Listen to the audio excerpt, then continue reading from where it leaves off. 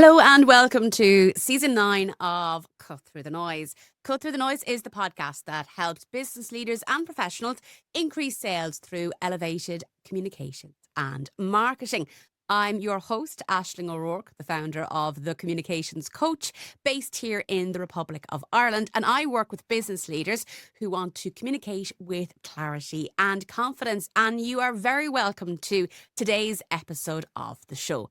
Of course, if it is your first time listening, you are very welcome. And please do remember that you can go back and check out our back catalogue.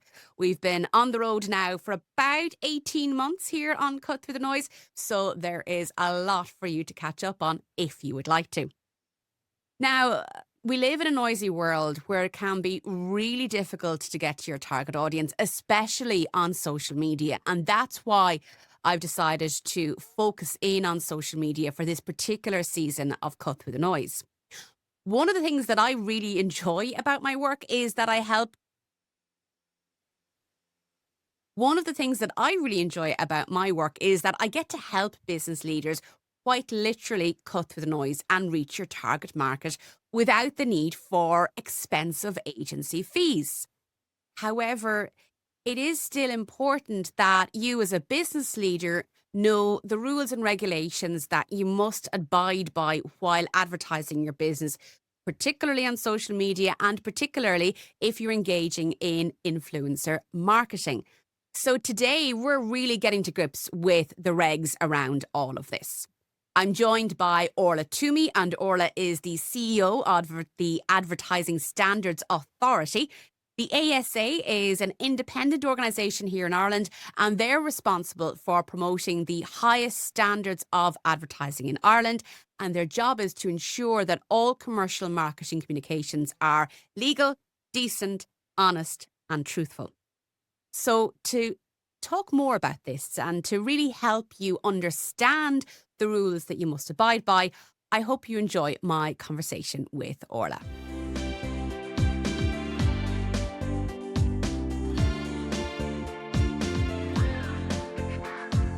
Orla, you are very welcome to Cut Through the Noise. Thank you very much. I'm delighted to be here. Now, Orla, in recent years, there's been a lot of change in marketing and how business leaders just let the world know that their business exists. And there's been a lot of changes as a result in the rules around how we advertise our products and services. And I know that yourself and your colleagues really have been putting quite a lot of effort into updating that and keeping a pace at how the world has changed. So talk to me first about the role of the Advertising Standards Authority.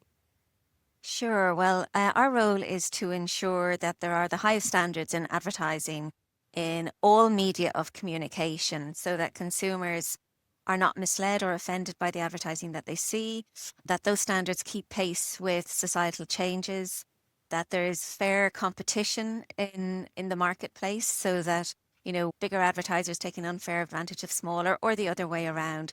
And so basically to ensure that consumers and society can be satisfied and confident that advertising is legal, decent, honest and truthful, and that they can have trust in advertising. Our purpose is to foster trust in advertising for all, and to have trust in advertising and trust in society is of benefit to everybody. That really is what it comes down to, isn't it? It's so that consumers and other businesses, so that they know that if they buy from you, that they actually are going to get what they expect. Absolutely. And, it's really important it's not just important for consumers to have trust in advertising. It's very important that consumers can trust what they see and that they know it is honest and it's transparent. But it's also really important for business, because without operating in a trusted environment, it will in untrusted environment will damage the bottom line. So even though there's absolutely really strong reasons for businesses to do the right thing and be responsible just because it's the right thing to do, but there's also actually an economic benefit in ensuring that overall you're operating in a trusted environment. And we can see from research that's been done in other markets, research that was carried out in the UK, trust is the second biggest driver of brand profitability. So it's a really important piece for not just consumers, but the public at large and for business. And it's, I suppose, and we will talk about it a little bit later on, but it's like environmental changes and your sustainability credentials. It all affects the bottom line. So it's not just about being morally on the right side Mm. of things. You have to think about the cost and the impact of not doing the right thing financially on the business as well.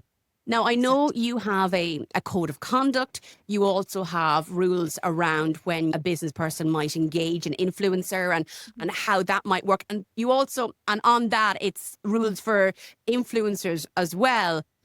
I imagine it can be quite challenging, really, to keep a pace with all of this for yourselves because things are changing so rapidly.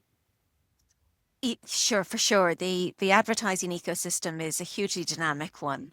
It's very creative. It's very inventive.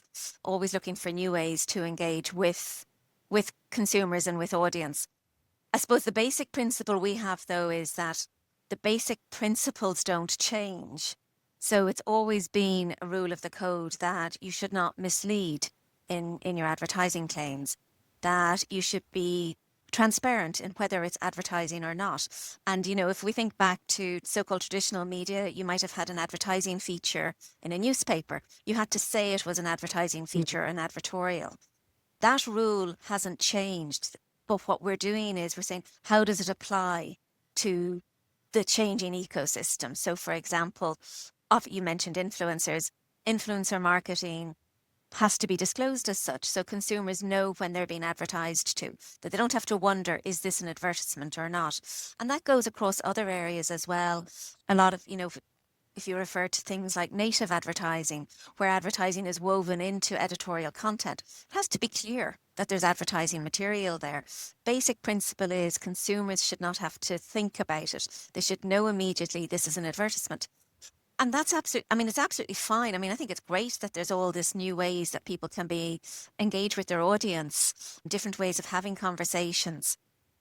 But the basic principle is if a brand isn't honest about what they are doing, they will damage trust. And you might get away with that in the short term. You will not get away with it in the long term. So when we look at influencer marketing specifically, there is an onus on influencers to ensure the content that they create is disclosed as such. But equally important, if not more important, there's an onus on the brands that they work with to insist that it's disclosed properly and to take action when it's not. It's very interesting because I think a lot of the public discourse around it has been, oh, influencers now have more responsibilities. I don't know that we've spoken about the responsibilities on the brands enough. And I say that in a general media sense.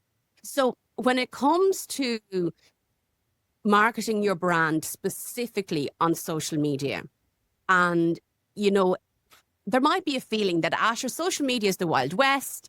No one will ever notice. There's like so many millions and billions of posts every single day. It doesn't really matter.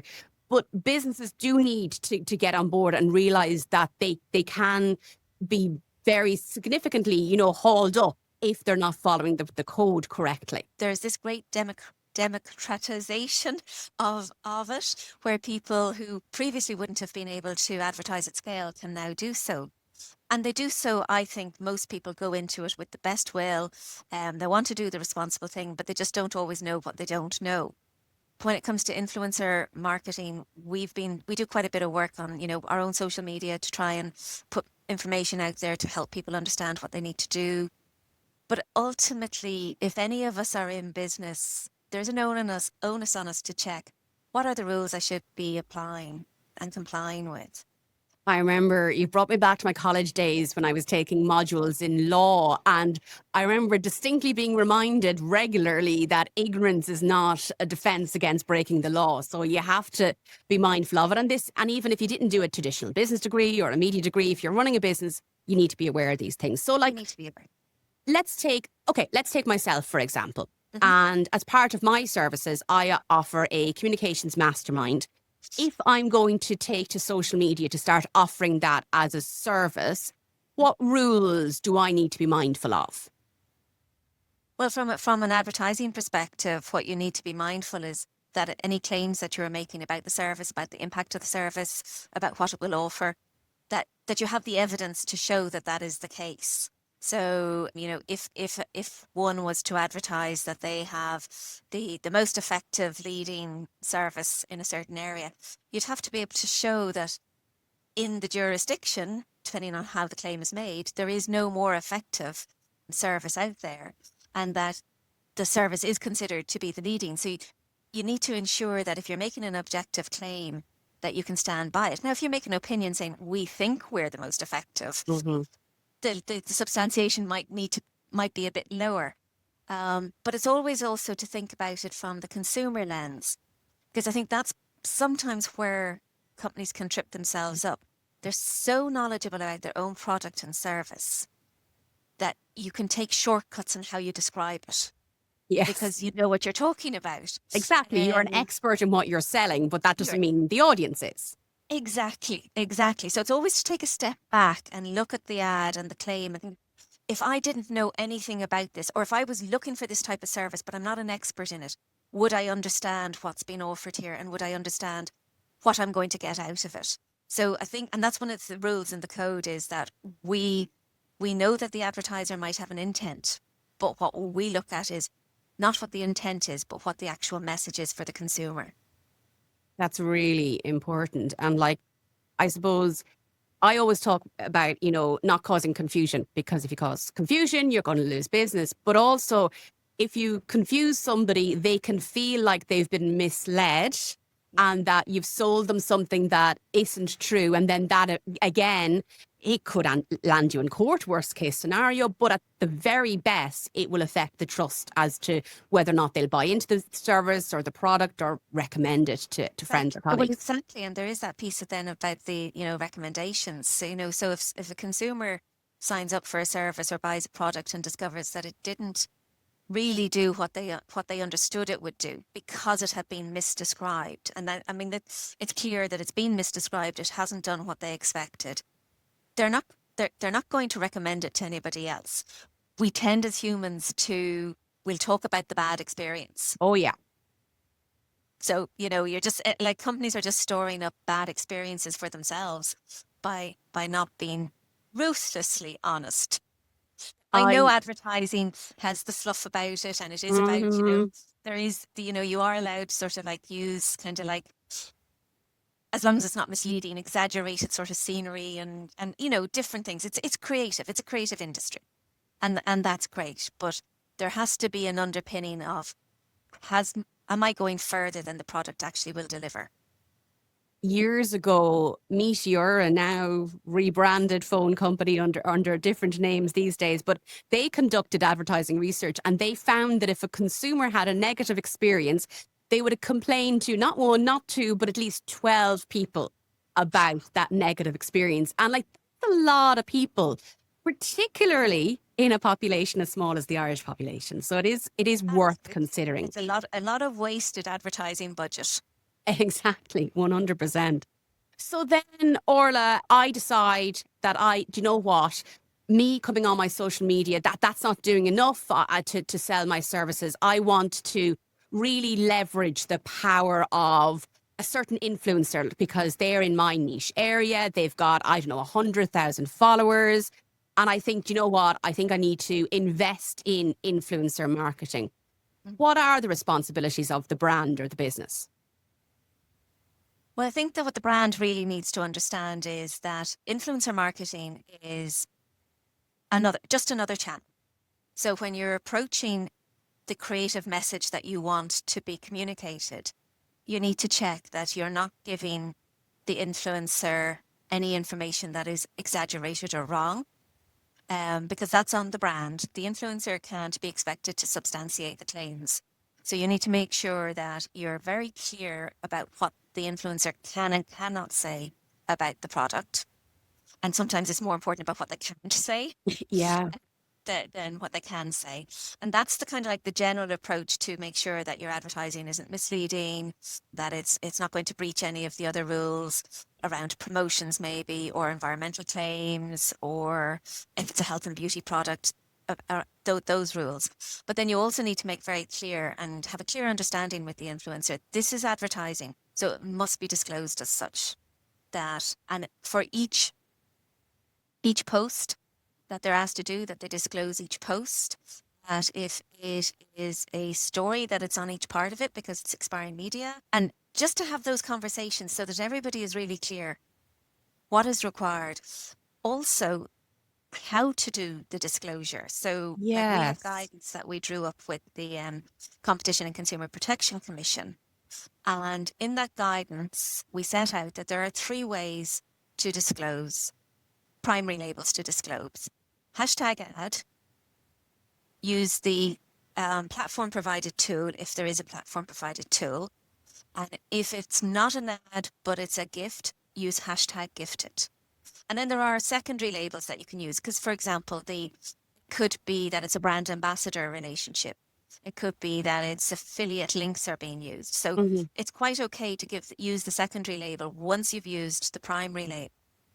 And I think the other point as well is that not only does the disclosure have to be used, but it must be visible. It must be clear. We had one case where it had been posted before the photograph or the post that had been was before it was uploaded had the disclosure, but when it was uploaded, the platform provided I can't remember I think it was the profile picture was obscured it.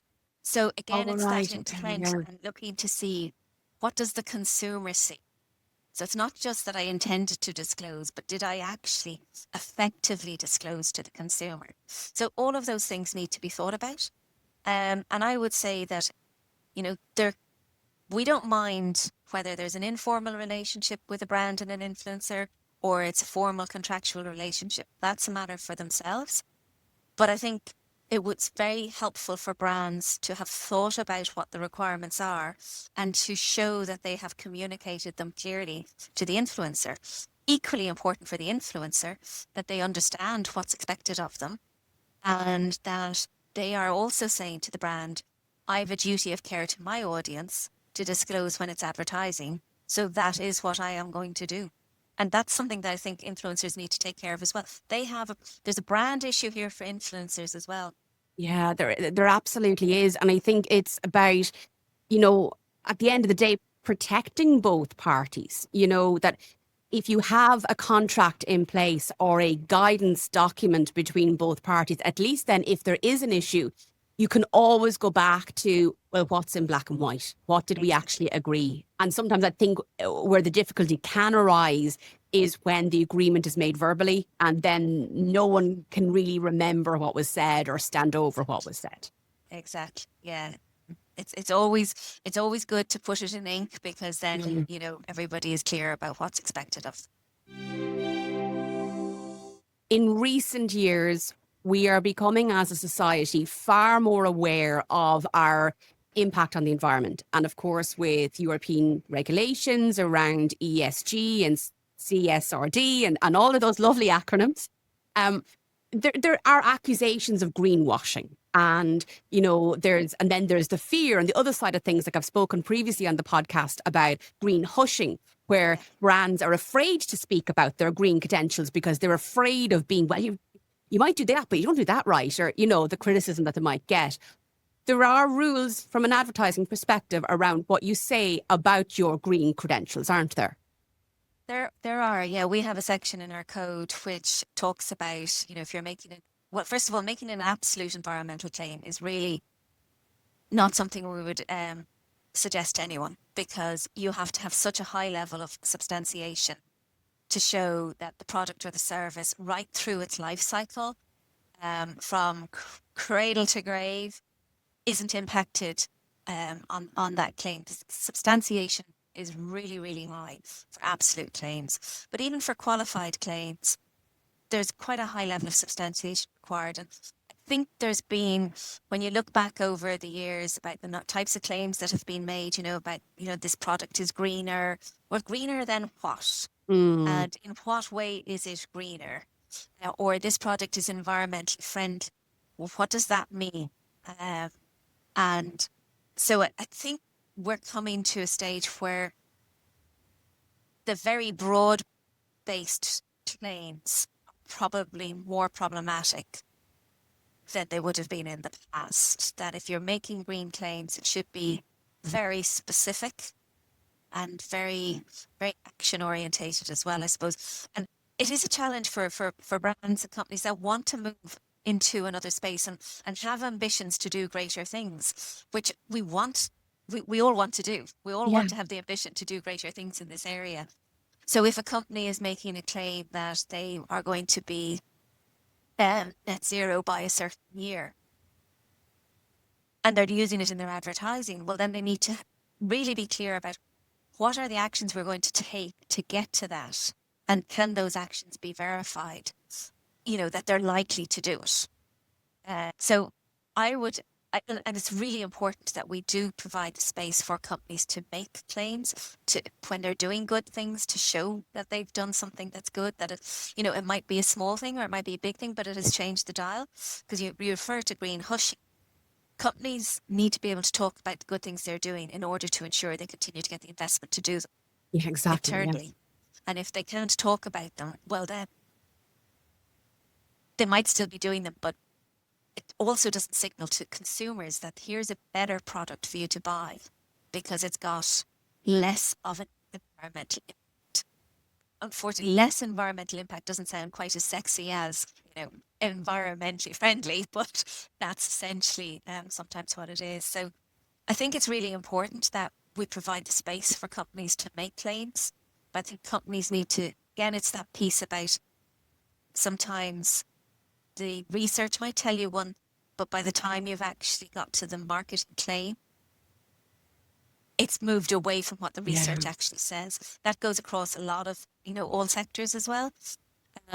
So it is about maybe being very ambitious in your actions, but being very careful in how you craft an advertising message for them. Well, I think that, Orla, is a very good message to leave our conversation on today. If listeners want to, let's just say, refresh their memory of the code of conduct and the rules around influencer marketing, where would you recommend they go to do some research? Well, they should start with adstandards.ie. It's our website where our code is, the influencer guidance, some other guidance as well, and they can find out information about what the code says. We also have a copy advice service for industry, so it's copy advice at adstandards.ie. And we take queries on, ideas or storyboards or finished ads. It's not binding on the acquirer, but it does give an informed view as to whether or not we think there's likely to be a problem under the code. Well, Orla Twomey, Chief Executive of the Advertising Standards Authority here in the Republic of Ireland. And I'm emphasising that, listeners, because I know that many of you are not based in Ireland. So I would encourage you to check out the Advertising Standards relevant authority in your jurisdiction. Orla Twomey, thank you so much for joining us on Cut Through the Noise. Thank you, Ashley. And that's it for today's episode of Cut Through the Noise. I do hope that you enjoyed my conversation with Orla Twomey, and I would really recommend that you check out the ASA's website.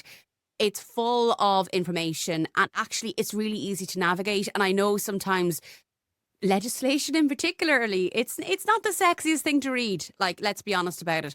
But the Advertising Standards Authority's website, it is really easy to navigate and they've lots of helpful tools there. And of course, you can always contact the team if you've got any questions. If you'd like to explore how I can help you reach your target audience without the need for massive agencies' fees, or how we can help you with your communications and media engagement here at The Communications Coach, please do connect with me. I'm on thecommunicationscoach.ie, or you can drop me a line to hello@thecommunicationscoach.ie. And yes, all of those links are in the show notes below, particularly for those of you who might be listening while driving. We don't want anybody to doing anything unsafe. Thank you for listening. It's a noisy world, so remember that you need to communicate with confidence, clarity and authenticity if you want you and your brand to stand out from the sea of sameness and cut through the noise. Have a great week, and we'll be back next week.